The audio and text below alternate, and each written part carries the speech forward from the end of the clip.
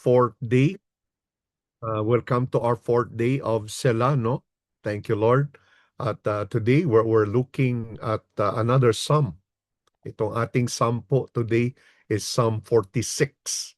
Psalm 46, yan po yung ating titingnan this morning. Again, yung 6 a.m. po, we've been looking into psalms that show us the pathway of of moving from a shakable place to an unshakable one. It is showing us, revealing to us, what does God do? What should we know? What should we learn? What should we become to become a people who are not moved, who are unshakable, who are not easily swayed or moved by anything that happens around us. That we become the people of God. Para yung sinasabi sa Psalm 125, na those who trust in the Lord are like Mount Zion, which cannot be shaken. And we are learning that. We started po yung ating lesson, no? Yung sa Psalm 13, we talk about aching with joy. And then it was followed by Psalm 16 by Pastor Albert, where again, God is presented as the one who provides that hope for us. And then Psalm 23, we look at Psalm 23. It it gives it provided a psalm that reminds us that although we could be walking on dark valleys, yung mga dangerous places, even under the threat of death, we don't need to fear anything because the Lord is our shepherd and He is also our host. I also shared with you na itong Psalms na ito, para ma-appreciate natin, we need to look at them with the lens of the gospel. Parang these promises and longings cannot be fulfilled apart from the gospel. So a life that leads to unshakability must be a life that reckons with what God has accomplished through His Son on the cross. And then yesterday, we talked about out-narrating culture with the gospel. Talagang yung advantage, what advantage do God's people have with people who do not know the Lord? Ano ba ang katangian? Ano yung advantage? What do we have that the world does not have? Well, we have eternal life. Well, we have God on our side. Well, we have God, the creator of the universe, the one king of the whole world, the whole universe, who calls us his children and who we call our heavenly Father. That's the advantage, no? And that's why God's people are sent, no, to out narrate culture, to tell the world about this beautiful story about the gospel. Today po, we're looking at a theme called the In Spite of Faith. Ito naman, kakaiba itong ating theme today, Psalm 46. Ang daming uniqueness ang Psalm 46, and thank God we only have 11 verses, but itong ating uh, talagang itong ating verse today po, it reminds us about, again, what we have in the Lord, no? The in spite of faith, no? Uh, ito pong Psalm 46, it moves from individual experience and individual care by God to cosmic and national chaos. Yung national chaos, no? Talagang when catastrophes happen, what do we do? Well, what do we do is we look up to God and we declare, Lord, we trust you in spite of what we see, in spite of what we hear. We do not lose our sight of who you are. We remain holding on you, trusting in you. Ganyan po. That's the pathway that leads to being shakable, to being moved to a place that is unshakability. And ito po yung direction dito, no? God brings His people to a place, a higher place. I remember as a young Christian that we used to sing that hymn, Higher Ground, no? Na I'm pressing on an upward way. Talagang that moving our lives on higher ground. Talagang, Lord, lift me up and let me stand doon sa higher ground. At yan, and of course, the most famous song that was sung, but that was written by Martin Luther, yung A Mighty Fortress is Our God. Kayong mga younger generation, I hope that you Google that song, ano, A Mighty Fortress is Our God. Si Martin Luther wrote that song after a calamity, after a catastrophe. Nagkaroon ng pandemic during their time, and he likens the pandemic, the sickness, to an enemy. And he says na God elevates his people. God lifts his people up to a fortress that cannot be touched uh, by by by the disease and sicknesses. Dito po sa text natin, yung calamity naman, the calamity here appears to be physical, they and cosmic, no, talagang cosmic din siya. May mga armies, pero may cosmic din siya. Ayan. So with that, let's read our passage, no? But before that, let me share with you the main point. Ano ba ang point ng Psalm 46? Well, Psalm 46 expresses the triumphant confidence of believers, discovering that even if the physical earth collapses, that's verses 1 to 3, and nations rage in chaos, that's verse 4 to 6, God's presence within his city acts as an unshakable fortress, bringing quiet joy and peace. That's the third part, no, of our passage. Can you imagine that, mga minamahal? Ito cosmic, kahit ano pa mangyari sa mundo, kahit na magiba na ang lahat, no? Huwag naman sana mangyari, pero sinasabi niya, even if the worst calamity could happen, we will still hold on and look up to God. Yan po yung song na titingnan po natin today. And how does this happen? And why do we need this song? We need this song kasi tayo po na humans, we tend, no, yung terror and helplessness experience when cosmic, political, or personal troubles cause our world to stagger and to shake. I remember yung nakaraang lindol sa General Santos. I have loved ones there. I have loved ones, and they were able to record what happened, naka-recording sila eh. So yung recording nila, kikita mo talaga yung sigaw ng aking mga pamangkin, mga sigaw ng aking family while the earthquake was happening. Talagang wala na. They realize we can't do anything. Whatever we have, nothing could help us except the one who holds the universe.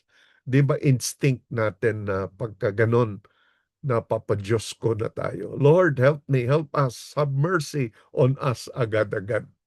Kahit na yung mga tao na they don't think of God that way during times of yung revelation of their weakness, talagang bumibigay din sila. Ganyan tayong tao na yung terror and helplessness is our common response to cosmic, political, or personal troubles which cause our world to stagger and to shake. Pero alam po ninyo, ang dahilan kung bakit kailangan natin yung gospel. The gospel, Jesus is Emmanuel, is the God who is with us. On the cross, he disarmed sin and chaos. Colossians 1 verse 20, and gave us the Holy Spirit as an internal river of living water. Kaya hindi po tayo natatakot kahit ano pa ang mangyari. So ayan po, yan po yung ating titingnan this morning. At again, we can only truly be still. Ang word po, ang key word, be still, no?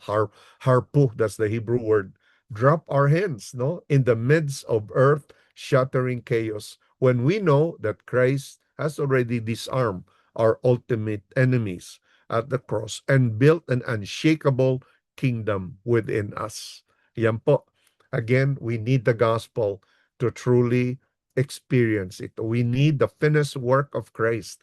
Kaya we are interpreting itong ating passage that way this morning. Okay? So yan. Yung sila po, ito major turning point sa ating sila week, no? We move fully from ache and shaken to joy and unshakable, uh, while the physical earth and human kingdoms shake or totter. The believer inside God's fortress cannot be shaken. And that's the key, ano, na we are inside the fortress. Okay. So yan, tingnan po natin. Let's look at this, our passage. There are three uh, stanzas, ano, itong song na ito.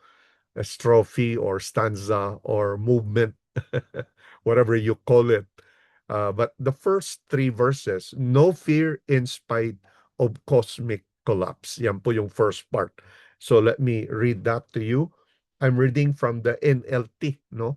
Doon sa NIV, they use the word alamoth, no? Dito sa NLT, they in they interpreted na yung alamoth. Alamoth is a Hebrew word dito sa title ng song ng psalm. It's a Hebrew word that means high-pitched note, ladies. It refers to the lady singers in the temple. So, to be sung by soprano voices sa NLT. So, high note po ito, kinakanta nila. So, kabaliktaran nito nung isang another note in the Hebrew worship, which is the low voice. Siferim yata ang name nun, ano? I can't remember the exact Hebrew word. But ang alamoth po, our songs, our voices in the soprano. At so the author, the song of the descendants of Korah. No, remember Korah po, talagang they experienced the grace of God. Their dad, their lolo, rebelled against Moses and experienced talagang destruction, ano? And yet, God spared the rest of his family, and now his family continued to be in worship of God. They wrote 11 songs. Can you imagine that? They left us 11 songs. Itong mercy, redeemed, priesthood na lahi ni Levi, they wrote 11 songs. And ito yung mga songs nito. And their songs are characterized by parang talaga exalting praise talaga. Sobra ang papuri kay God. Okay? So ayan, let me read itong verses po natin today. Sabi niya, God is a refuge and strength, always ready to help in times of trouble. So we will not fear when earthquakes come and the mountains crumble into the sea. Look at that. When mountains crumble or totter, okay, into the sea. Let the oceans roar and foam. Let the mountains tremble as the waters surge. And then there is the Sila, the interlude. Now, now the second part is flowing joy in spite of national upheaval. Okay, so verse 4, a river brings joy to the city of our God, the sacred home of the Most High. God dwells in that city. It cannot be destroyed. From the very break of day, God will protect it. The nations are in chaos and their kingdoms crumble. God's voice thunders and the earth melts. Look at that. God's voice thunders and the earth melts. And then verse 7, the Lord of heaven, ito po yung Yahweh Sabaoth, no, one of the names of God, is translated by God Almighty sa NIV. And that one reason I chose the NLT is they have the best translation, ano, the Lord of armies, the Lord of hosts, or the Lord of heaven's armies is here among us. What is the key to flowing joy in spite of national upheaval? Well, because Yahweh Sabaoth is here among us, the God of Israel is our fortress. Interlude. Yung verse 7 po, tsaka verse 8, ito po yung mga stanza. Ito po yung refrain po. Refrain pala. Refrain ng song na ito. Okay? And each refrain is the same. The Lord of heaven's armies is here among us. The God of Israel is our fortress. Okay? And then, yung final part po, ito na yung final part, peace because of divine intervention. Bakit may peace siya? Bakit he cannot be moved? Why can he be still? No? Bakit nananatili siya? Hindi siya nayayanig at natatakot kahit ano pa ang mangyari. Cosmic, mga cosmic catastrophes. Well, sa third movement, third stanza, peace because of divine intervention. Because Yahweh's work of peace, this disarms war, divine, and then there's the divine command, be still and know that I am God. And again, the covenant refrain. So why should we have peace? Well, because we know what God does to chaos. And because God commands us to be still and know that He is God. Kumbaga, yung times of disaster, times of trouble, times of storm are opportunities to experience the stilling grace of God. Still, no? Stilling. Yung S-T-I-L-L, no? Still. Ling grace ng ating Panginoon. Okay? Beautiful, isn't it? Now, let me read that. Come see the glorious works of the Lord. See how he brings destruction upon the world. He causes wars to end throughout the earth. He breaks the bow and snaps the spear. He burns the shields with fire. Be still and know that I am God. I will be honored by every nation. I will be honored throughout the world. The Lord of armies, yung refrain po, yung chorus po niya, the Lord of heaven's armies is here among us. The God of Israel is our fortress. What a beautiful song. I wish we have a longer time, ano. Siguro isang oras dapat, na napakaganda sana. But let me share some of the lexical beauty, ano. Itong sampu na ito is inclusive siya, no. Talagang yung framing niya, they use God being the Lord Sabaoth, ano, the God who is the provider of strength. Yan. So the word moth, the word stumble, the mountains stumble into the sea, but the city of God will not totter, will not stumble or fall. Okay? Talaga hindi siya yeah, of course we get affected as well, but we will not fall because the body of Christ, the work of the Lord, the kingdom of God cannot be destroyed by anything else in this world. Then of course he talks about yung the waters, no? Oh, Gaawa, which talks about an imagery of roaring, arrogant ocean waves representing chaotic trial. Di ba sa Bible po, the sea often refers to chaos, and yet God will remove chaos. Kaya sa Book of Revelation, the sea will no longer, the sea that is a picture of chaos will no longer be present. The day is coming when evil is gone, when pictures of evil are completely erased from God, among God's people, because the Lord is in control. Another term po, the word misgab, fortress, which is a beautiful word, which yung root po niya, literally, it meant to be high. And the that is placed sa misgab, sagab, no? The M there, the M, if you can see the M, makes it a noun, no? Yung kanina, to be high, no? Parang verbal phrase. And yet dito po, it refers to a high place, no? Talagang ang pangako ni Lord, He places I on a fortress in a high exalted place. So high that God's people are untouchable spiritually by anything that happens to the world when we are putting our trust in the Lord. And of course, the word harpu, be still, it means drop your hands. You stop striving and surrender control to the Lord. And the beautiful name of the Lord, Yahweh, Chaboth, Saboth, no? The Lord of heaven's armies, the divine warrior commanding cosmic and spiritual forces. The one who said in Mark chapter 4, be still, commanding the waves and the storms to become. He is this God who reveals himself as Yahweh, the Lord of armies. Amen? Wow.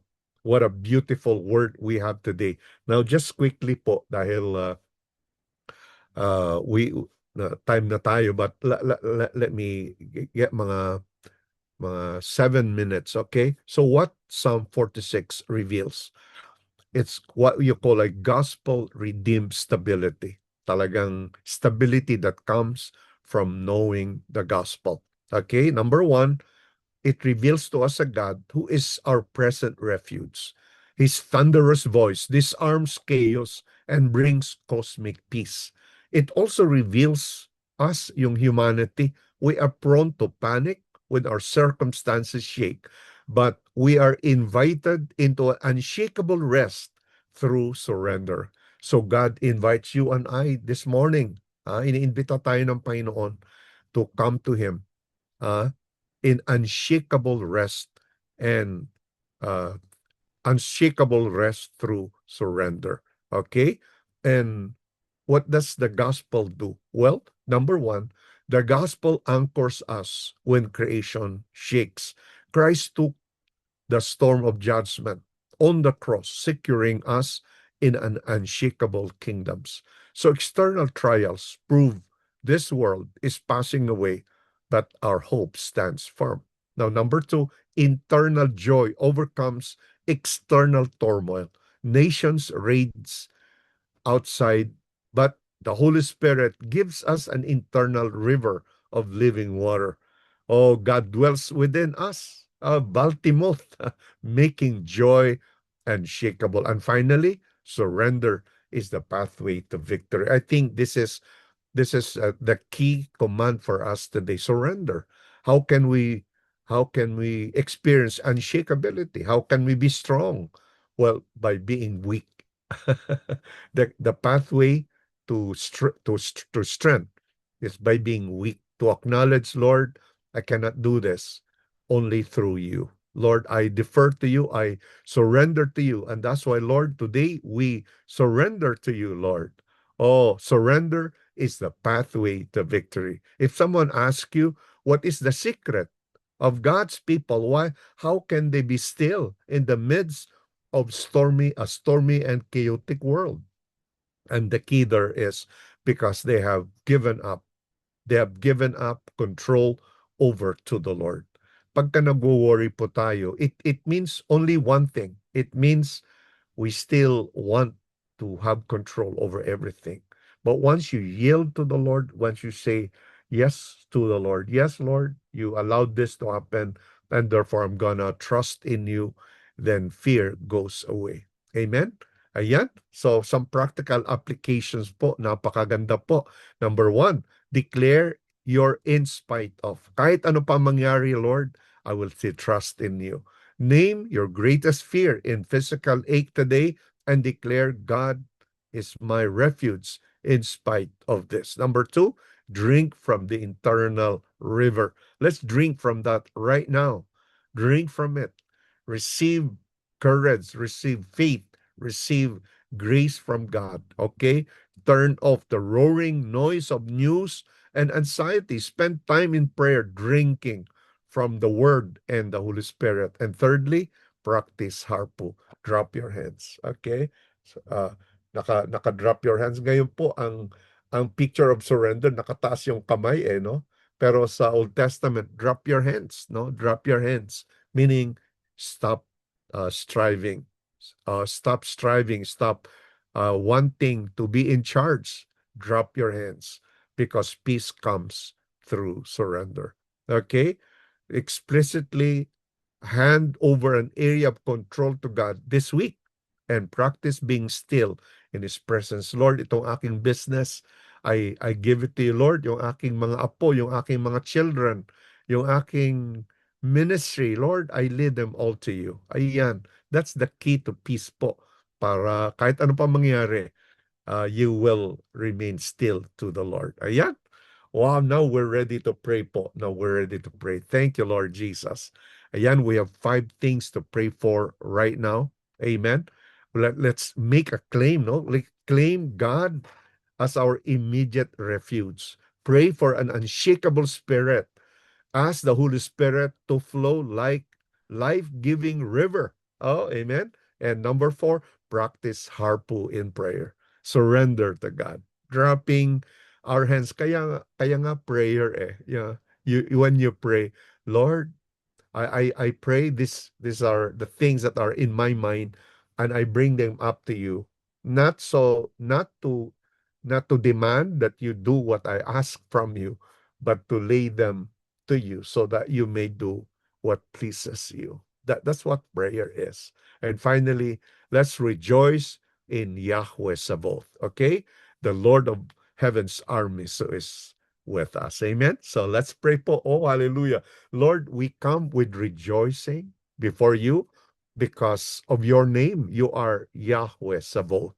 You are the Lord of heaven's armies, and you are the one who fights our battles. Lord, we are done fighting on our own. Lord, yes, we fight only because you have overcome the enemy. And with that, Lord, there is so much rejoicing. Our hearts are filled with joy this morning, knowing that you have won over and against the enemy and that you're calling us to come to you.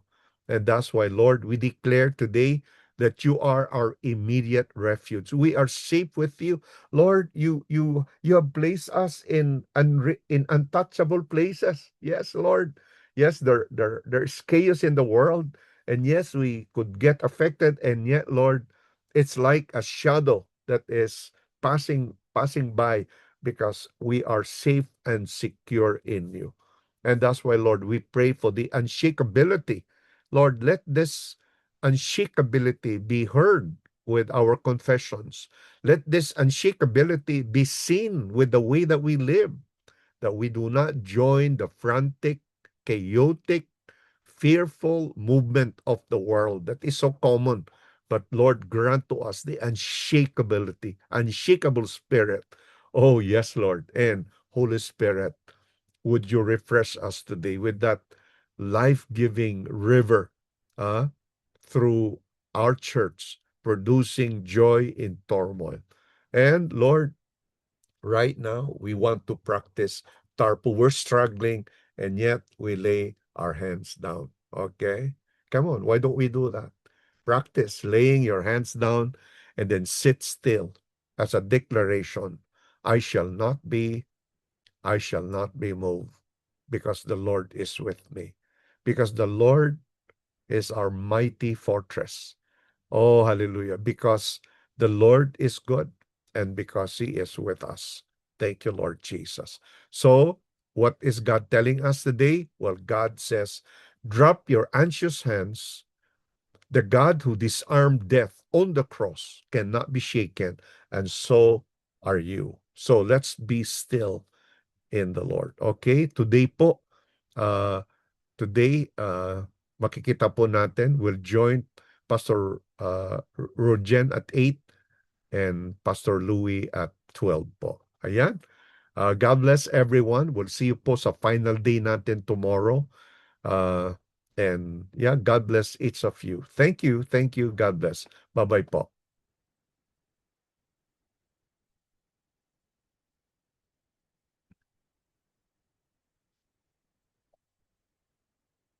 Thank you, Jesus. Praise the name of Jesus.